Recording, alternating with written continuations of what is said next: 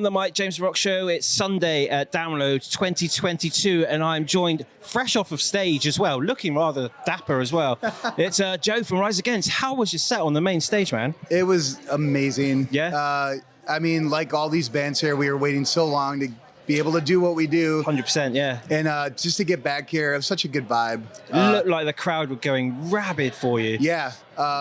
I was grateful that the weather was great. No rain. Last time we were here a couple years back, it was a lot of rain. So yeah, it's just the luck of the gods, I think. It's British festival. yeah, totally. You've been tearing around Europe at the moment, but you've also just dropped a new EP. Yeah. Has it been received? Is it it's only a couple of days in, really, I guess. Yeah. It feels really good. Like just the feedback we've been getting.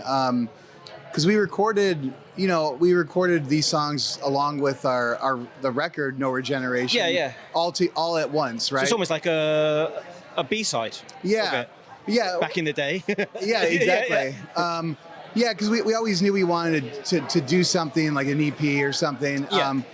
The challenge was to make the LP and the EP sound like fluid. So picking and choosing what songs are going to go on what release. That was a little hard for us, but I'm really happy with the outcome. Did you ever think of just doing like an extended LP, like actually having another couple of tunes on top of the EP as well, so it becomes a double album, or was that? Yeah, I feel like we have done that in the past, but I feel like sometimes it's too much. Like it's like people just want maybe small bits. Yeah, especially nowadays, everyone's attention span is like, 4 tracks, that'll do me. Yeah, kind of totally. You put an album out and they only listen to the first 6 tracks or so, and 100%. And your favorite track's the one on the end, probably. Yeah, exactly. Exactly. How are you picking tunes to play on your live set at the moment then, from the EP and the album? Yeah, so we always try to pick our the bigger singles, and then mix it in with like our faster punk songs, and then we have acoustic. We try to have a good, well-rounded show that covers all the sounds of Rise Against. Of course, yeah. But it is challenging because we're going on our 21 years of Rise Against. Wow. So we're at 9 records, I think. So it's tough to kind of. It is such a backlog to choose from. Yeah, and especially when you've only got an hour at a festival to play or something. Exactly. That's the challenge. Yeah. But we do our best, and at the end of the day, as long as people are happy, then we're happy. That's the thing. Yeah, that's it. And if they want more, I guess they come to your headline show later in the year. Exactly. Yeah. You've announced a couple of dates in Europe and a few dates in the UK. Yeah. Is that the November, October time, I believe? It's November with Story So Far. Oh wow. Yeah. That'll be good. That's a good kind of combination together. That billing, it works well because you're like the OGs and they're kind of like the pretenders to the throne almost kind of thing. Absolutely. Yeah, it's a good blend. So yeah. Was that handpicked by yourselves? Yeah, they were a band that's been on our list of bands to tour with since before the pandemic. Yeah. And it finally worked out, schedule wise. So yeah, we're really excited about it. No, that's cool. Talking of the pandemic, how was it for yourself and the rest of the band? Did you huddle up together, or did you just stop everything and reevaluate it kind of thing as and when?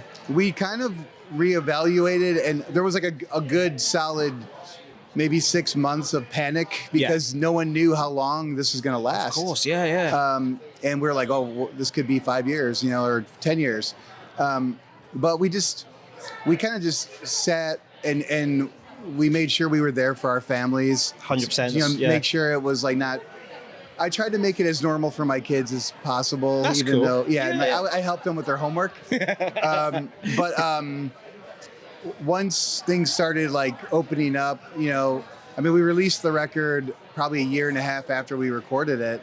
That's got to be quite annoying on itself, just like having to sit on something that you're so proud of and you've worked so hard for. So frustrating. Yeah, because there were a lot of bands that we've interviewed throughout the pandemic. They had stuff scheduled for that 2020, basically. Oh yeah. And they've either had to put it out because the wheels were already in motion, or it's just been delayed, and it's like chomping at the bit to get it out. Yeah, we were pretty hesitant on releasing something during the pandemic, because we noticed a lot of our friends were doing that, and it would be like it would be around for like a week, and then people would move on. They would forget about it. Content was getting hoovered up so quickly, wasn't it? Yeah, 100%. Would that not have been the perfect time to put the EP and then the album after? Or was it always been planned this way around? Yeah, it was always planned this way. But we really wanted to wait until we were able to tour to put out the record. That makes sense. We did that. And I think it worked out. Yeah. But it was the first tour we did coming back from the pandemic.